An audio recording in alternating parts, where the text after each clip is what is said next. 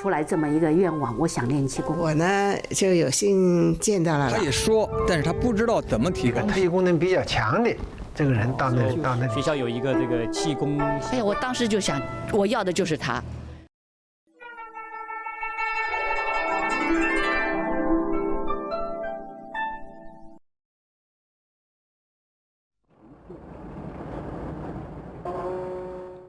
Le 11 mars 1979, le journaliste Zhang Naiming et ses collègues ont publié un article « Découverte d'un enfant dans le district de Dazhou. Il lit avec les oreilles » dans le quotidien du Sichuan. Le mois suivant, les articles publiés dans l'Anhui Technology et le Beijing Technology ont fait état d'enfants qui avaient des pouvoirs surnaturels. Ces découvertes ont fait sensation et un exercice traditionnel chinois, le Qigong, a été aussitôt porté à l'attention du public.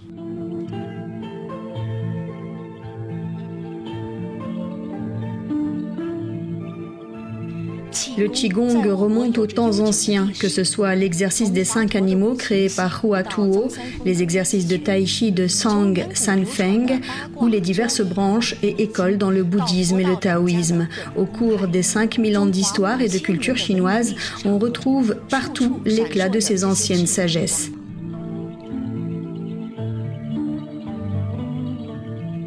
Ce génie culturel qui a été prépondérant pendant des milliers d'années s'est estompé à l'époque moderne.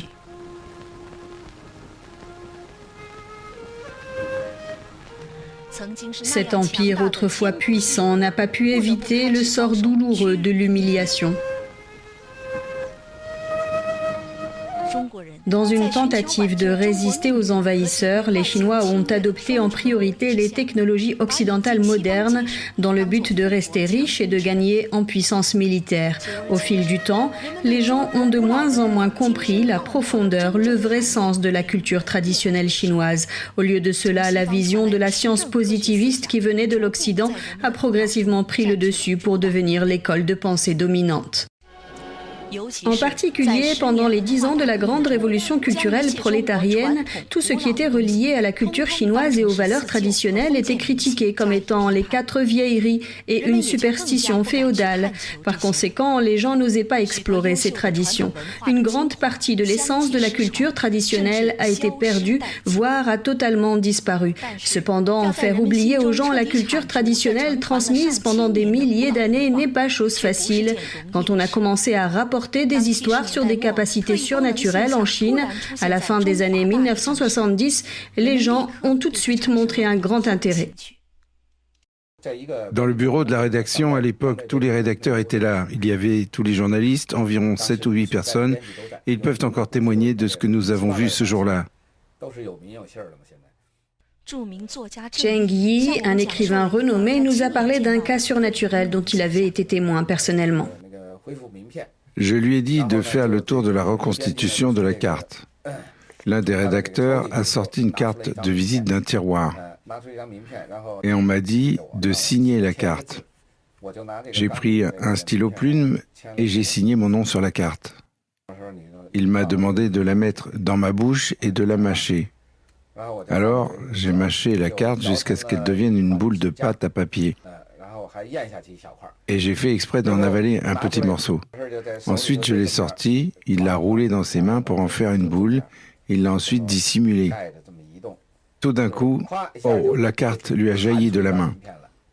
Je l'ai regardée et j'ai constaté que ma signature était toujours là. J'ai trouvé qu'un tour de magie comme celui-là était vraiment difficile parce que, pour commencer, je suis honnête, je n'étais pas leur assistant. De plus, j'avais moi-même mis la carte dans ma bouche et je l'avais mâchée pour en faire de la pâte à papier. Comment était-il possible que la carte puisse être reconstituée avec ma signature dessus? Je ne pense pas que cela puisse être expliqué par la théorie du matérialisme. Ces phénomènes qu'on ne pouvait pas expliquer avec la théorie du matérialisme ont immédiatement attiré l'attention des hauts dirigeants du Parti communiste chinois qui gouverne depuis le début avec l'idéologie du marxisme-léninisme et de l'athéisme. Quand l'article sur l'enfant qui utilisait ses oreilles pour lire a été publié, en moins de 2 mois, le quotidien du peuple a publié 2 articles, les 5 et 18 mai 1979, critiquant sévèrement le phénomène en le qualifiant d'absurde, ajoutant que cela violait les connaissances scientifiques communes, que c'était complètement anti-science et tout simplement une honte pour les Chinois. Dans le même temps, un département du comité central a publié un document stipulant que lire les mots avec les oreilles était complètement anti-science et un signe du retour de la superstition féodale. Par la suite, on a forcé le quotidien du Sichuan, ainsi que le secrétaire de la province du Sichuan, à écrire des autocritiques. Cependant, des érudits scientifiques de premier ordre, tels que Qian Susen, ont soutenu la recherche dans ce domaine inconnu du Qigong et sur les capacités surnaturelles. Qian Susen a imaginé le concept de la science du corps humain d'un point de vue scientifique. Selon lui, les théories du Qigong, des médecines traditionnelles chinoises et des capacités surnaturelles dans le corps humain contiennent les principes de base de la science du corps humain. Cela mènera à une révolution dans les domaines scientifiques et fera faire un grand bond dans la compréhension objective de l'univers. Le premier symposium sur les capacités surnaturelles humaines s'est tenu à Shanghai, organisé par le magazine The Nature en février 1980. Des personnes aux capacités surnaturelles étaient conviées pour faire des expérimentations sur place et Hu Yaobang, à l'époque président du comité central du Parti communiste chinois, a aussi envoyé des évaluateurs. Hu Yaobang a envoyé son secrétaire avec quelques échantillons scellés qu'il avait écrits lui-même, voulant que les personnes ayant des capacités surnaturelles les lisent. Le motif derrière cela était en gros que si on pouvait lire les mots, le symposium aurait alors l'autorisation de continuer. Si on ne pouvait pas lire les mots correctement, ou si le sceau était brisé, alors sans doute le comité central allait annuler le symposium. Comme de nombreuses personnes, avec les pouvoirs supranormaux les plus puissants du monde, avaient été réunies lors de l'expérience sur place à Shanghai, les résultats ont été relativement bons. Le secrétaire de Hu Yaobang l'a appelé et lui a dit que les personnes avec des pouvoirs surnaturels affirmaient que Hu avait écrit tel et tel mot. Dès que Hu Yaobang a réalisé que c'étaient les mots exacts qu'il avait écrits, il a d'abord demandé au secrétaire de se dépêcher de revenir pour vérifier si les scellés des échantillons étaient brisés.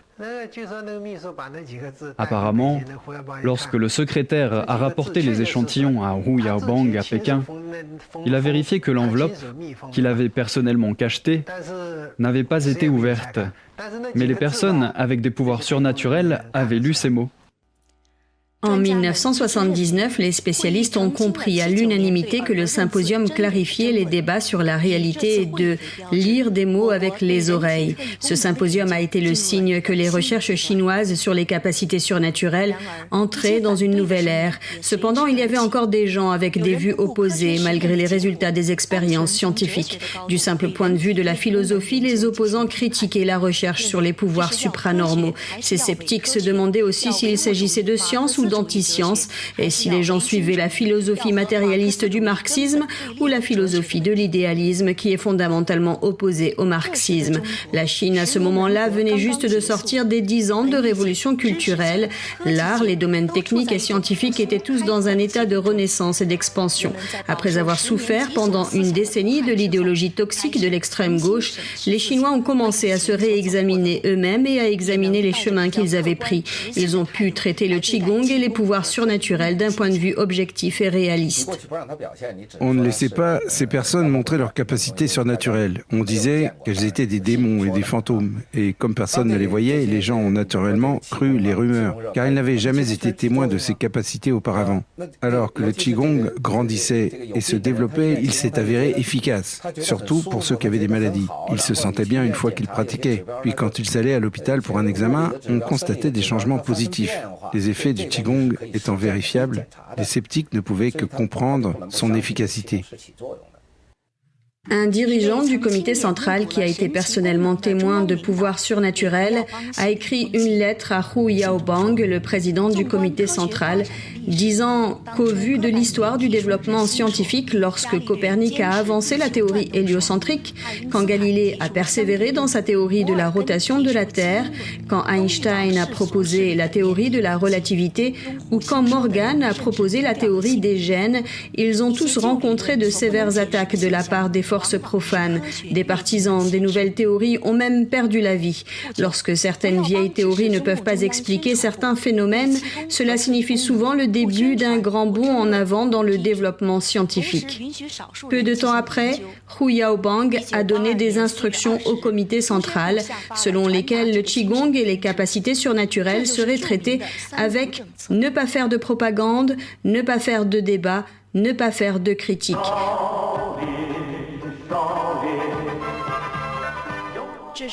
Voici un film qui était très populaire dans les années 1980. Le film, qui présente des arts martiaux remarquables et des histoires miraculeuses, a fasciné et ouvert les esprits d'une génération entière d'adolescents. J'étais très intéressé par le film sur le temple Shaolin quand il est sorti la première fois pendant mes années de collège. J'ai instantanément eu une compréhension de la culture profonde et de l'historique des arts martiaux chinois. Je me souviens que nous nous comparions, mes amis et moi, pour savoir qui avait vu le film le plus souvent. Il ne fallait pas seulement l'avoir vu une fois, alors je l'ai vu plusieurs fois.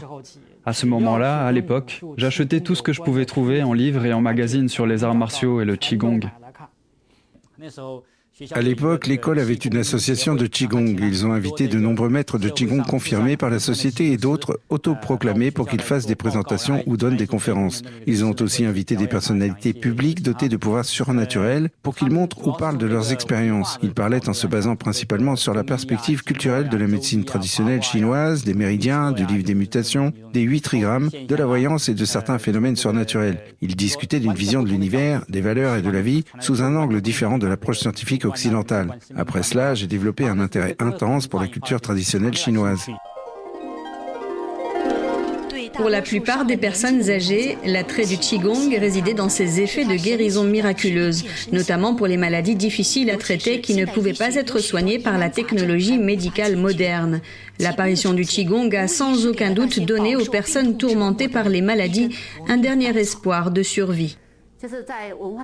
Pendant la révolution culturelle, j'ai été torturée physiquement et mentalement. Quand tout s'est terminé dans les années 1980, je suis tombée malade et j'avais perdu tout espoir. Comme je travaillais à l'hôpital, il était très facile d'avoir accès aux médecins, aux médicaments en Chine. Mais je n'allais pas mieux, après avoir essayé différentes méthodes. Aucun médicament ne marchait sur moi. À cette époque, le Qigong était très populaire.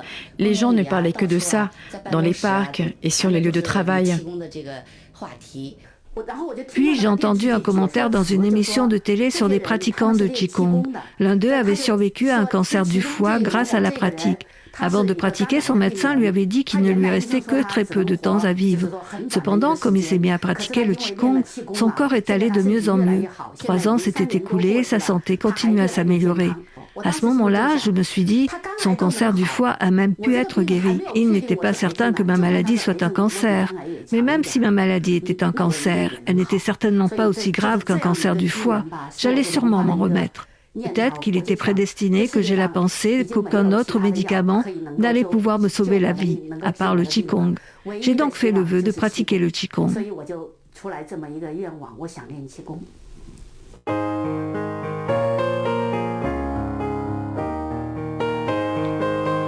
C'est ainsi qu'au bon moment, au bon endroit et avec les bonnes connexions sociales, le Qigong est devenu un trésor du peuple chinois et il est rapidement devenu très populaire sur la terre de Chine.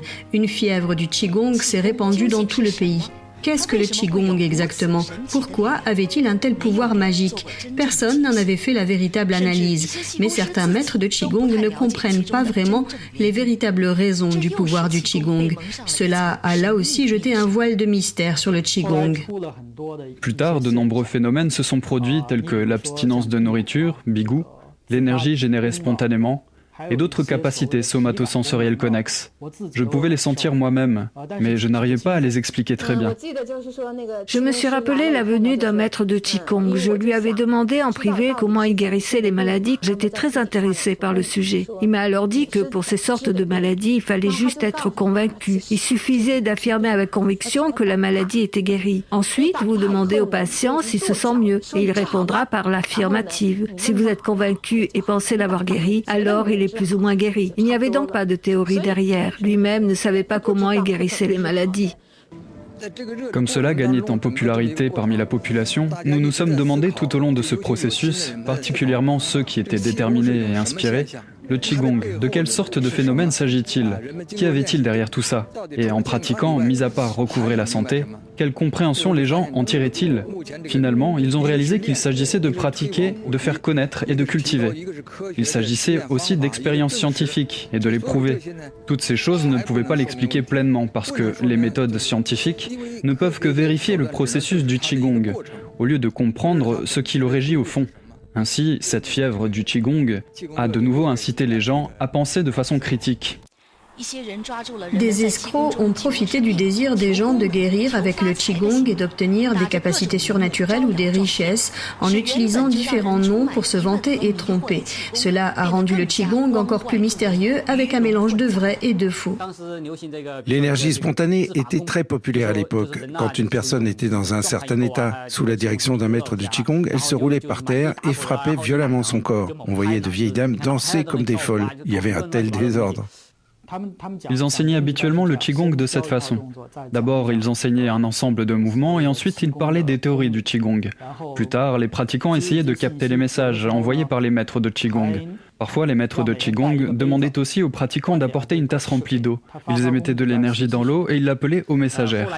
Enseigner aux gens comment guérir les maladies a été à la mode pendant un certain temps aussi. J'ai aussi assisté à un cours de Qigong. Le maître de Qigong vous apprenait comment éliminer, renflouer et décharger de l'énergie. L'impression la plus profonde que j'ai eue a été la méthode saisir l'immortel avec la main. Après avoir appris ça, je suis retourné dans ma ville natale du Sichuan, tentant de saisir les maladies de ma famille. Mais ça n'a pas marché du tout. Bien que nous étions désireux d'apprendre ces méthodes de Qigong et comprenions qu'elles étaient utiles dans certaines conditions, avons-nous vraiment appris à les maîtriser? Non, impossible.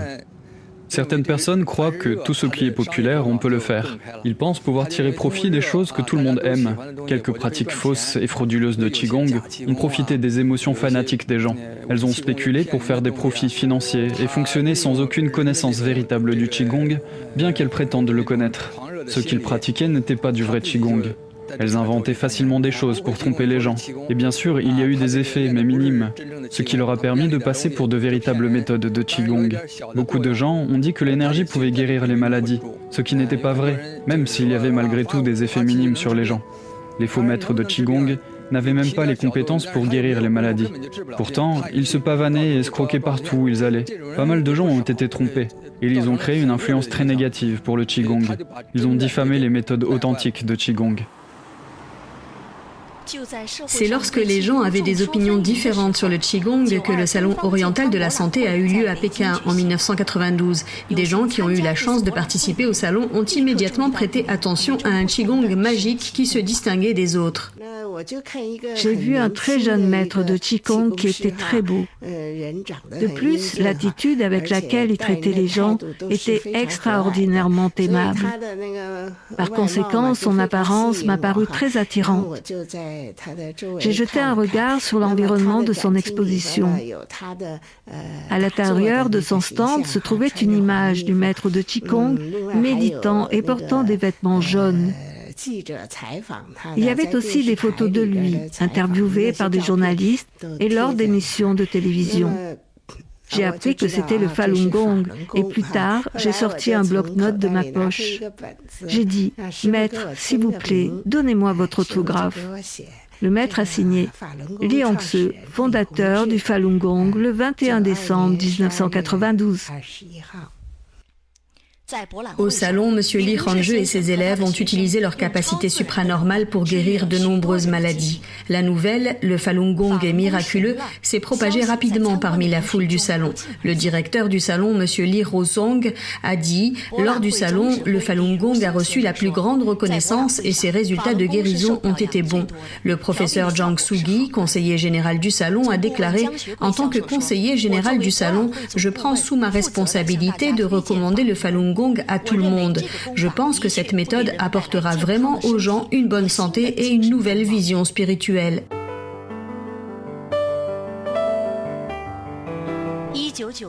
En avril 1993, le livre de M. Li Hongzhi, Falun Gong de Chine, a été officiellement publié. M. Li Hongzhi y explique notamment l'origine du Qigong, les pouvoirs de Gong et la force de Gong, le traitement par le Qigong et le traitement à l'hôpital. M. Li Hongzhi a résolu les problèmes des amateurs de Qigong qui étaient perplexes. Il a clairement indiqué que les pouvoirs de Gong ne doivent pas être recherchés. La force de Gong est obtenue par la cultivation du Xingqing, la nature de l'esprit et du cœur, la clé pour aider les pratiquants à s'élever. Ces mots simples sont ceux que les gens attendaient après de nombreuses années de quête. À ce moment-là, j'ai senti que c'était celui que j'avais cherché pendant si longtemps. C'est exactement ce que j'ai ressenti à ce moment-là. C'était comme « Oh, je vous ai enfin trouvé !» En décembre 1993, le Falun Gong a été l'école de Qigong invitée spéciale au Salon oriental de la santé. M. Li Hongzhi a été élu membre du comité. Cette fois, beaucoup de gens sont venus au salon en raison de leur admiration pour le nom Falun Gong. Le salon de 1993 a été une grande opportunité pour le Falun Gong. Il y avait très peu de gens qui fréquentaient les autres stands de Qigong. Seul notre stand de Falun Gong avait une foule de 5 à 700 personnes tout autour. Aussitôt que le salon a ouvert ses portes, beaucoup de gens ont couru vers notre stand et ils ont formé 3 files. Une file était pour s'inscrire à la séance de guérison du matin. Une autre file était pour la session de l'après-midi, parce que le nombre augmentait rapidement. La dernière file était pour demander un autographe à Maître Li Hongzhi, pour signer son livre Falun Gong de Chine, qui était le seul livre publié à l'époque. Ce jour-là, en soirée, le salon s'est terminé rapidement et il ne restait plus beaucoup de monde. J'ai soudain vu 2 ou 3 hommes d'âge mûr avec une vieille dame entrant précipitamment. La dame âgée était bossue. Ce n'était pas une bossue ordinaire non plus. Elle était pliée à environ 45 degrés. Avec le bas du dos arqué, elle a suivi ses enfants jusqu'au hall et s'est dirigée droit vers Maître Li.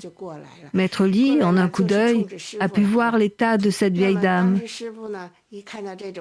Puis il a soulevé par derrière son dos contre sa poitrine. Le maître l'a soulevé et lui a étiré le dos. La vieille dame a été soulevée du sol. Après ça, il a parlé à la vieille dame. Détendez-vous, détendez-vous et marchez avec moi. C'était un endroit plutôt vaste. Et le maître en a fait le tour une fois. La vieille dame suivait simplement le maître. Le maître se retournait et lui disait toujours « Détendez-vous, détendez-vous, suivez-moi. Redressez-vous, redressez-vous, redressez-vous. » J'étais juste sur le côté et j'ai vu cette scène par hasard. J'étais moi-même très émue. J'ai vu cette vieille dame se redresser centimètre par centimètre. Le maître n'arrêtait pas de sourire et de lui dire « Détendez-vous et continuez de marcher. Redressez-vous, redressez-vous. » Juste comme ça. À ce moment-là, j'étais très émue en voyant cette scène. J'ai pensé, ne serait-ce pas génial si une chaîne de télévision pouvait enregistrer ce moment? Cette personne a été guérie en quelques secondes. Puis j'ai vu un homme d'âge mûr, probablement son fils, s'agenouiller tout de suite devant le maître. Il était aussi très ému, car c'était sa mère qui était guérie. Le maître lui a dit « Levez-vous, levez-vous, levez-vous », comme si ce qu'il avait fait n'était rien. C'était juste comme ça. Ce qui fait qu'on ne sait pas vraiment combien de personnes comme elle y guérissaient en un jour. Les résultats du salon ont été très bons. Beaucoup de gens avec une tumeur au cerveau, une maladie cardiaque et un cancer du foie ont tous été guéris après une visite à notre stand. Les gens ont su alors que c'était très magique. Il y a aussi des patients paralysés qui se sont levés de leur fauteuil roulant, ont jeté leur canne et se sont mis à marcher. À ce moment-là, certaines personnes s'agenouillaient devant Maître Li pour exprimer leur gratitude. Après l'activité, certains frappaient un gong ou des tambours en signe de louange. D'autres envoyaient des lettres de remerciement qu'on affichait sur le côté de notre stand. C'était très vivant à ce moment-là. Pendant le salon, en raison du dévouement désintéressé de M. Li Hongzhi envers le public et des effets miraculeux du Falun Gong, le comité du salon et le comité des spécialistes ont convenu que le seul et unique prix le plus honorable, le prix Fringe du progrès scientifique, devait être remis à M. Li Hongzhi. Ils lui ont également décerné le titre de maître de Qigong le plus populaire.